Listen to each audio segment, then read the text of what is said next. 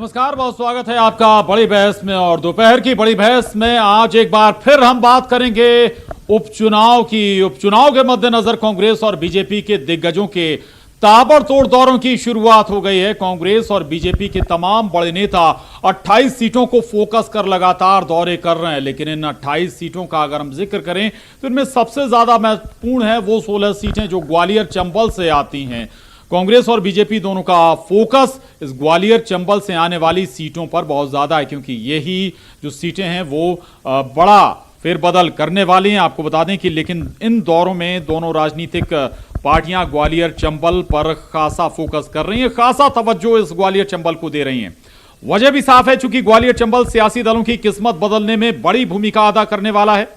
BJP के लिहाज से देखा जाए तो 16 सीटें जिताने का जिम्मा यहां ज्योतिरादित्य सिंधिया पर है। सिंधिया रैलियों दौरों की शुरुआत भी कर चुके हैं। उन्होंने ग्वालियर पहुंचकर दौरों का आगाज कर दिया। सिंधिया की सक्रियता ऐसे भी समझिए कि उन्होंने अपने हर उस समर्थक को टिकट दिलाया जिसने विधायकी से इस्तीफा दिया।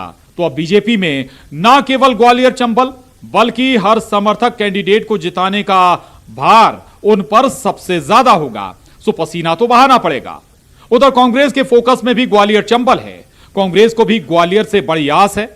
इस बीच एक और महत्वपूर्ण डेवलपमेंट ये कि राजनीतिक पार्टियों की रैलियों में जुटने वाली भीड़ की सीमा हटा दी गई है, यानी अब 100 से ज्यादा लोग रैलियों में शिरकत कर पाएंगे। हालांकि कोरोना प्रोटोकॉल का हर हाल में ख्याल रखना होगा, गाइडलाइन का उल्लंघन भी नहीं होना चाहिए। ये राजनीतिक दलों के हिसाब से तो बड़ी राहत है, लेकिन प्रशासन को बड़ी रैलियों में जनता को गाइडलाइन का पालन कराना टेढ़ी खीर जरूर साबित होगा। ऐसे में जरूरी ये कि पार्टियां भी जनता की सेहत का ख्याल रखें, रैलियों में ऐसी व्यवस्था रखें ताकि जनता सोशल डिस्टेंसिंग का पालन कर पाए। बहरहाल सिंधिया के दौरे बीजेपी को कितना लाभ दिलाएंगे, नतीजे बताएंगे। उधर कांग्रेस के पास सिंधिया का क्या तोड़ है, ये सवाल भी महत्वपूर्ण है। तो इन तमाम सवालों के साथ आज दोपहर की बड़ी बहस में चर्चा इसी पर होगी।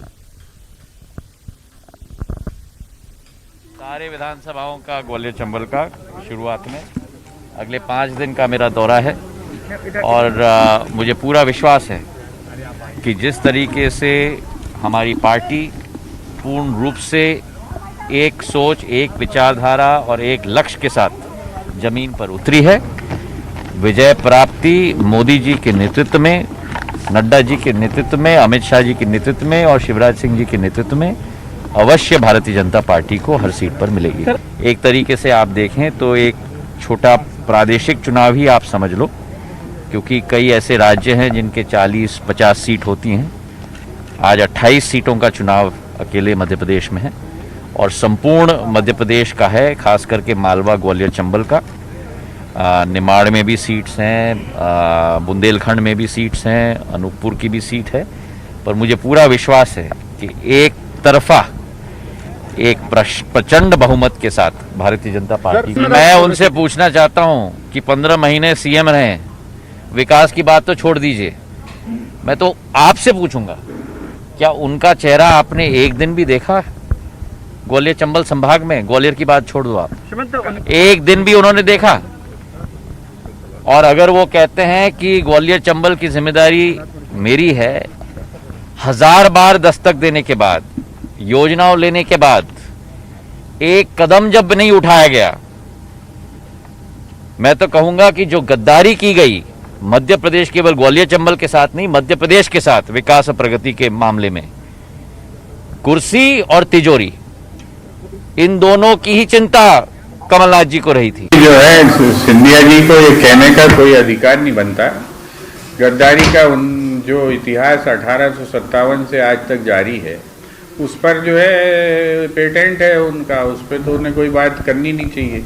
लेकिन जहाँ तक जो है विकास की बात है, तो ये सिंधिया जी से मैं पूछना चाहूँगा, क्या व्यक्ति की जो है शक्ल देखकर विकास होता है क्या, या फैसले लेने से होता है?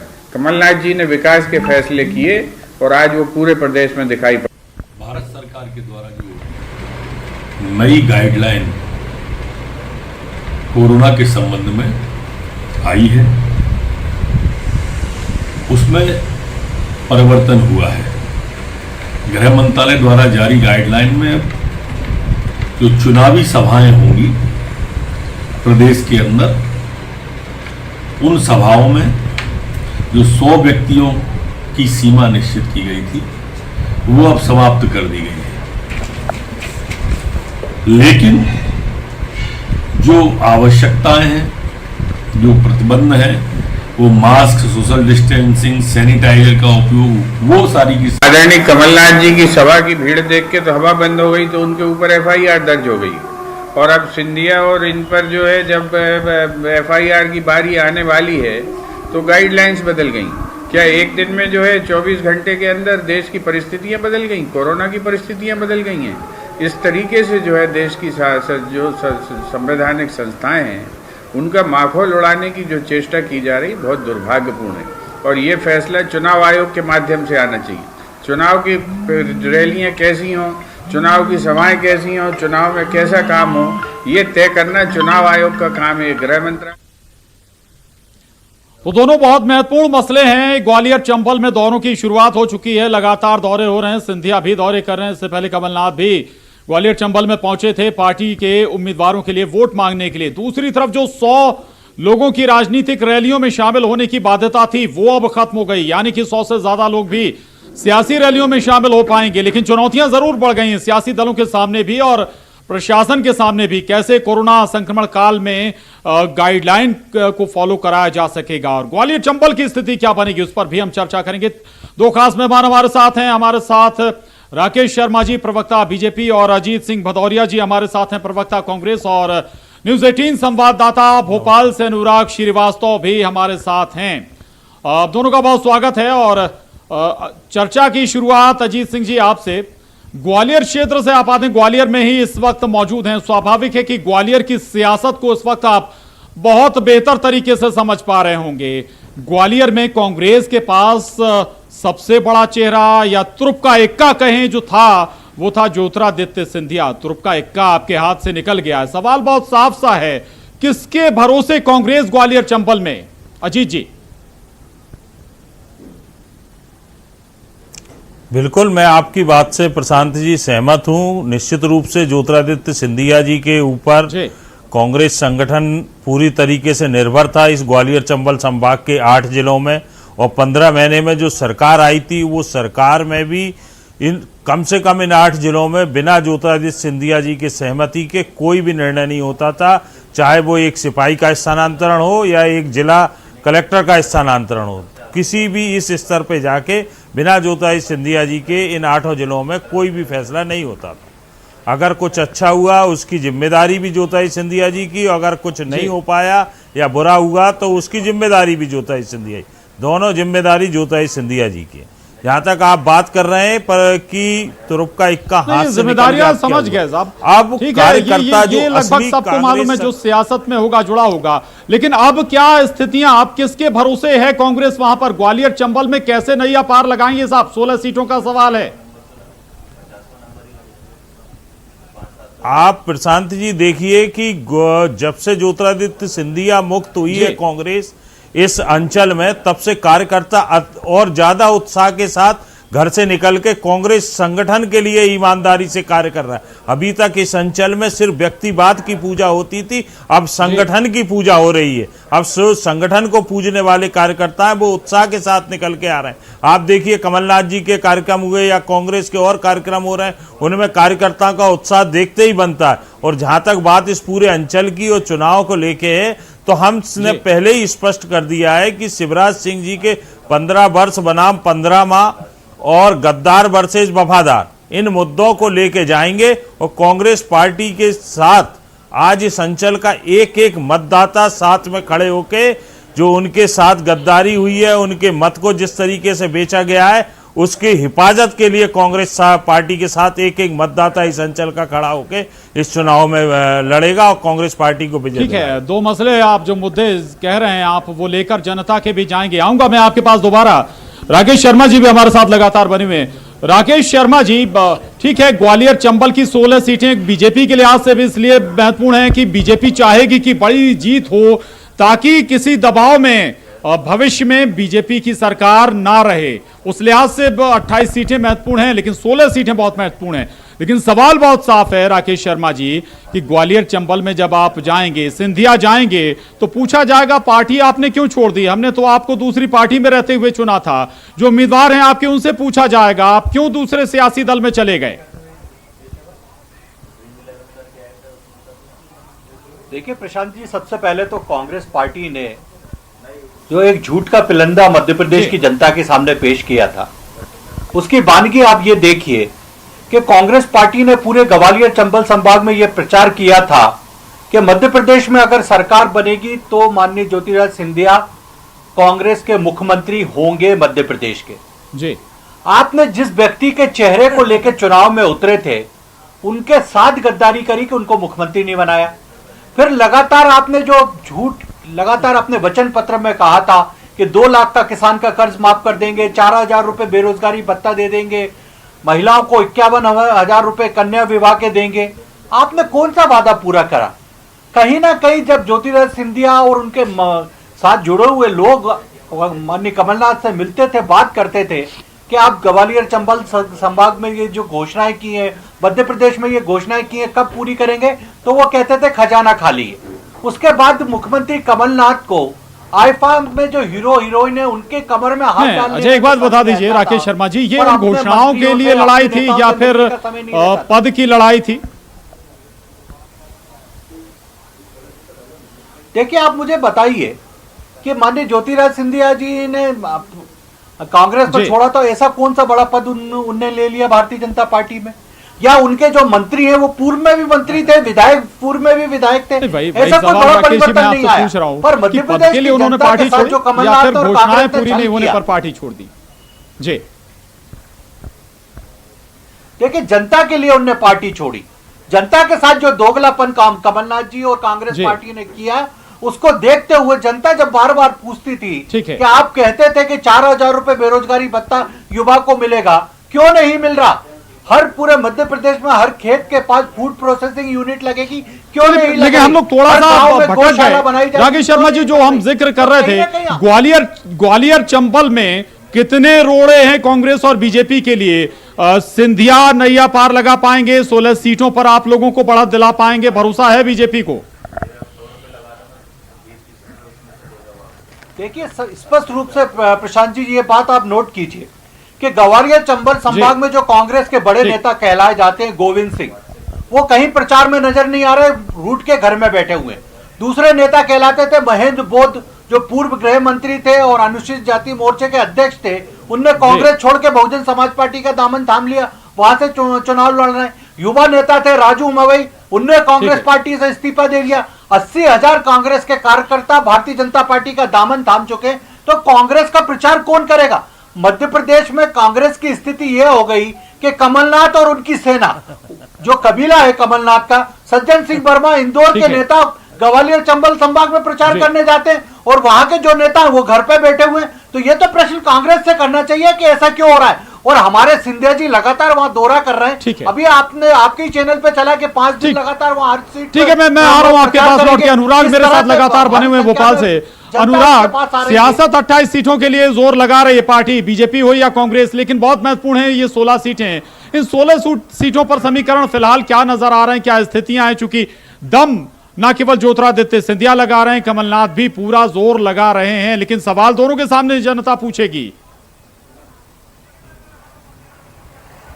बिल्कुल प्रशांत, देखिए इन 28 सीटों में 16 सीटें सबसे महत्वपूर्ण हो जाती हैं और यदि 2018 के चुनाव पर नजर डालें तो बीजेपी के लिए कई तरह के ब्रेकर थे, लेकिन कांग्रेस ने उन तमाम सीटों पर जीत हासिल की थी। और अब सवाल इस बात को लेकर भी उठ रहा है कि ये जीत ज्योतिरादित्य सिंधिया के चेहरे की जीत थी या फिर विकास कार्यों की जीत थी या फिर कांग्रेस पार्टी के नाम पर मिले वोट को लेकर जीत थी। ये तमाम तरह के सवाल हैं जो इस बार ग्वालियर और चंबल इलाके की विधानसभा सीट पर गूंज रहे हैं। हालांकि अब चूंकि सभी जितने कांग्रेस विधायक थे वो दल बदल कर बीजेपी में शामिल हो गए और बीजेपी ने उनको अपना उम्मीदवार भी घोषित कर दिया है, तो अब सवाल ग्वालियर चंबल की उन 16 सीटों को लेकर यह भी है कि क्या इस बार जनता उम्मीदवार के चेहरे पर वोट लगाएगी, सिंधिया के नाम पर वोट देगी, या फिर कांग्रेस को अपना वोट देगी, ये समझना बहुत जरूरी होगा। क्योंकि यदि कांग्रेस के नाम पर यदि पिछले चुनाव में वोट जनता ने दिए थे तो इस बार भी कांग्रेस के लिए अच्छी खबर हो सकती है। लेकिन यदि सिंधिया और उम्मीदवार के चेहरे के नाम पर जनता ने वोट देने का काम किया था तो ये कांग्रेस के लिए जरूर एक मुश्किल भरा जो है चुनाव हो सकता है। तो कुल मिलाकर 28 सीटों का उपचुनाव है, कई सीटों पर दिलचस्प मुकाबला होना है, जनता को तय करना है। लेकिन इस बार कई तरह के मुद्दे हैं, दल बदलने का एक बड़ा मुद्दा है, विकास कार्य एक बड़ा मुद्दा है। और जिस तरीके से सिंधिया बात कर रहे हैं कि कमलनाथ कभी ग्वालियर चंबल के इलाके में नहीं पहुंचे, विकास कार्यों में रोड़ा लगाने का काम करते थे, वो तमाम तरह के मुद्दे इस बार के उपचुनाव में सुनाई देंगे। और उसके बाद जनता फैसला करेगी कि कौन से मुद्दे सही है, कौन सा उम्मीदवार सही है, कौन सा सियासी दल सही है और कौन सा नेता उनके लिए सही है। और इस पर 3 तारीख को मोहर लगेगी। बिल्कुल, बहुत बहुत महत्वपूर्ण बातें आपने कही हैं अजीत सिंह जी।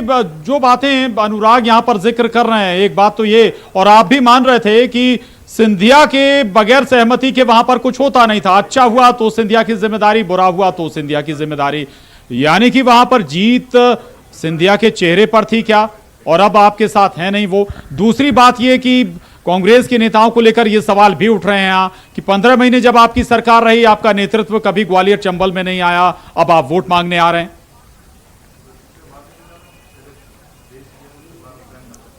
देखिए, आदरणीय कमलनाथ जी ने, कांग्रेस सरकार ने 15 माह में ग्वालियर चंबल अंचल के लिए फूड यूनिवर्सिटी की घोषणा की। उसको जो भी ज्योतिरादित्य सिंधिया जी और उनके संबंधित मंत्री जो कांग्रेस सरकार में भी उन्हीं महत्वपूर्ण विभागों में थे जिनमें आज भारतीय जनता पार्टी की सरकार में कॉन्ट्रैक्ट पॉलिटिक्स के तहत एक डील करके वो मंत्री बने हैं, यो उन्हीं विभागों में, लगभग उन्हीं विभागों में कांग्रेस सरकार में थे।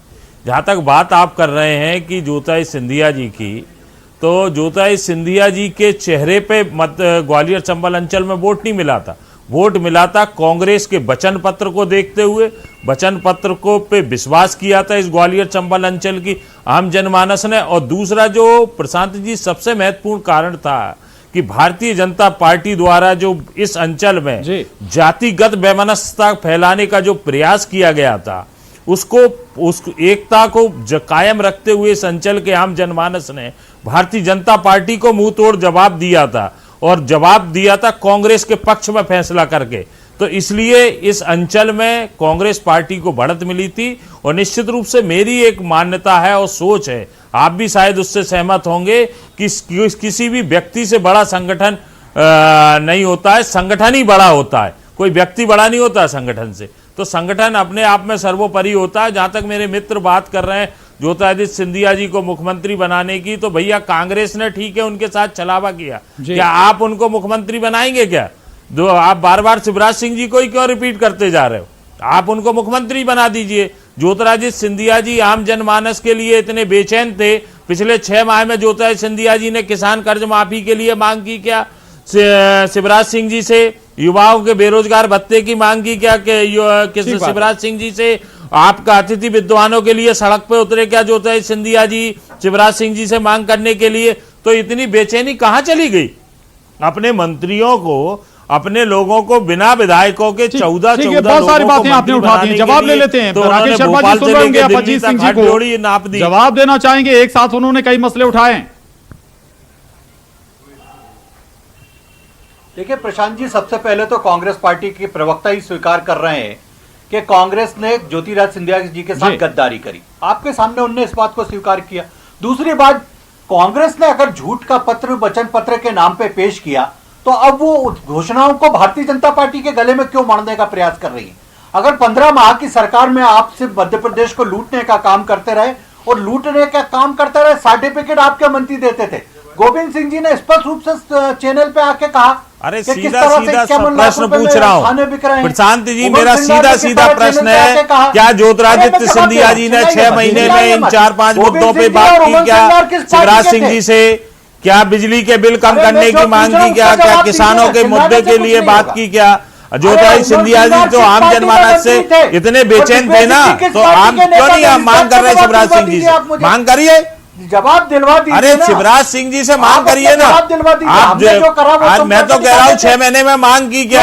क्यों गरीबों आदरणीय मुझे ये बताइए, ज्योतिरादित्य सिंधिया जी ने मांग की क्या?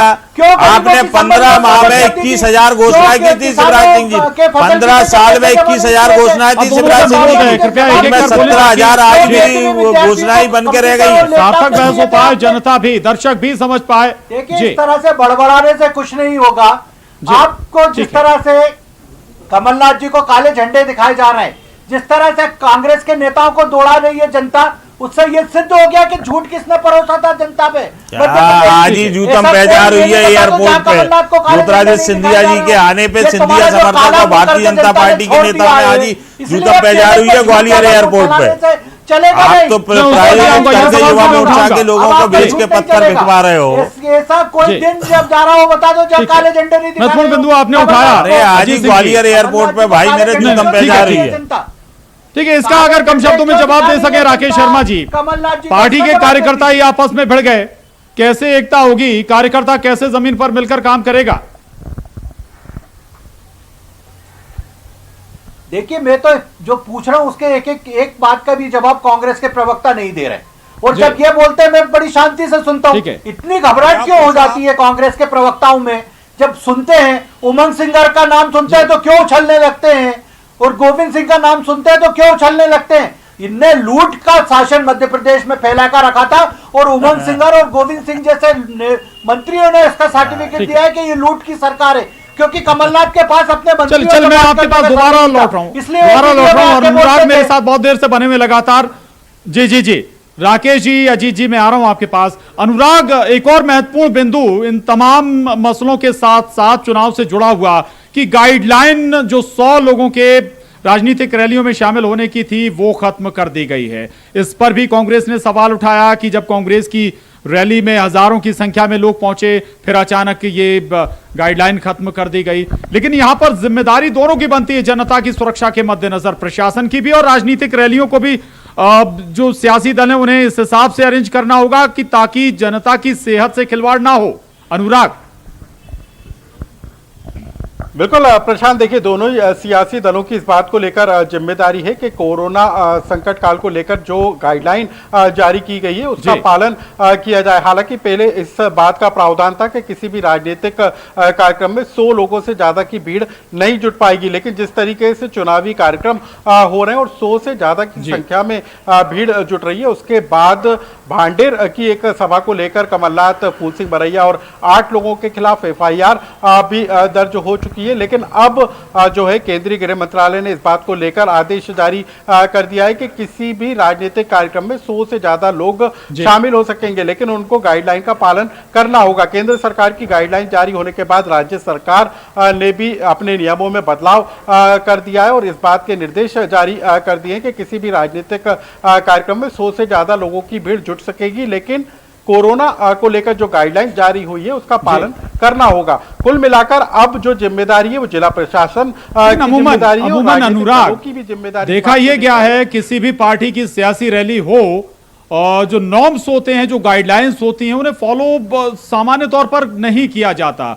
ऐसे में क्या व्यवस्था होगी, कैसे कार्रवाई होगी, कैसे एक्शन होगा?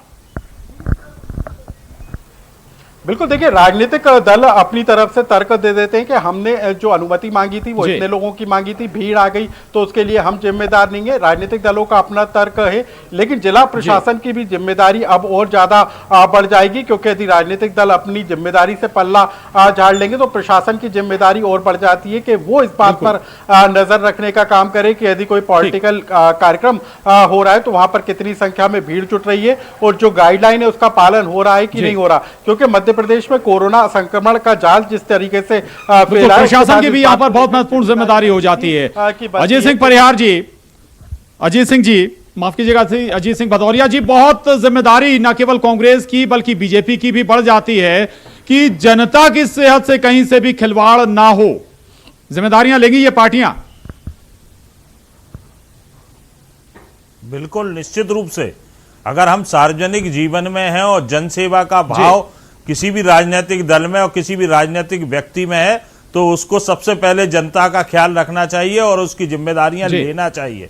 परंतु आदरणीय प्रशांत जी, जिम्मेदारी की शुरुआत उस दल से होती है जो दल सरकार में हो, जिसका क्रियान्वयन करने की जिम्मेदारी उसके ऊपर होती है, जो क्रियान्वयन करना चाहता है, करवाने की जिम्मेदारी। आपको एक मैं छोटा सा उदाहरण दूंगा। एक माँ अपने बच्चे को शक्कर ज्यादा खाता था, गांधी जी के पास ले गई कि बापू बिल्कुल इसको इस बात मना से कर दो, सहमत शक्कर हूं। ज्यादा खाता है। बापू ने कहा 7 दिन बाद आना। नहीं, मैं आपको बता दूं, शुरुआत भारतीय जनता पार्टी ने की इस ग्वालियर चंबल अंचल में। कोरोना को और उसकी पूरी अगुवाई इस प्रशासन ने की है। और आप देखिए संवैधानिक संस्थाओं को पूरा आखिरी कमेंट राकेश शर्मा जी आपका। सत्ता में आप हैं, आपकी बड़ी जिम्मेदारी है कि जनता की सेहत से कहीं भी खिलवाड़ ना हो। देखिए प्रशांत जी, भारतीय जनता पार्टी पूरी तरह से कोविड-19 की गाइडलाइन का पालन कर रही है जी। आपने देखा जब लॉकडाउन चल रहा था उस समय हमारी वर्चुअल रैलियां चल रही थी, उस समय भी कोविड-19 के नियमों को ताक में रख के कमलनाथ ने सावेर में सभा की थी, जिसमें जिलाध्यक्ष सहित 7 पदाधिकारी कोरोना पॉजिटिव थे और एक ने भी मास्क नहीं लगाया था। अभी भी कांग्रेस की जितनी रैली हो रही है उसमें चाहे कमलनाथ जी हो चाहे कांग्रेस का कोई नेता मास्क नहीं लगा रहा, कोई कोविड-19 की गाइडलाइन का पालन नहीं हो रहा। और भारतीय जनता पार्टी पूरी तरह से कोविड-19 की गाइडलाइन का पालन कर रही है और अक्षरांश हमारे कार्यकर्ता सर मास्क पर मत आइए कि मास्क कौन लगा रहा है कौन नहीं लगा रहा है, आपके नेताओं पर भी सवाल उठने लगेंगे। जी नहीं, देखिए प्रशांत जी, भारतीय जनता पार्टी तो स्पष्ट रूप से कह रही है, आपके चैनल पर भी सिंधिया जी को दिखाया जा रहा है लगातार, उनके आसपास जो लोगों को दिखाया जा रहा है सब मास्क में लगे हुए हैं, और वही कांग्रेस के नेताओं को दिखाया जाता है बिना मास्क के खड़े रहते हैं, तो और एक दूसरे के ऊपर चढ़ते रहते हैं। तो जरूरी होगा, अच्छी बात है कि हर कोई चाहे वो नेता हो या कार्यकर्ता हो या फिर जनता रैलियों में शामिल होने आए, कोरोना प्रोटोकॉल का हर हाल में पालन हो, गाइडलाइन फॉलो की जाए, ये बहुत जरूरी भी है जनता की, लोगों की सेहत के लिहाज से। बहुत शुक्रिया राकेश शर्मा जी। अजीत जी आपका भी बहुत धन्यवाद। अनुराग हमारे साथ हैं, अनुराग आपका भी बहुत शुक्रिया। बड़ी बहस में बस इतना ही, दीजिए इजाजत, नमस्कार।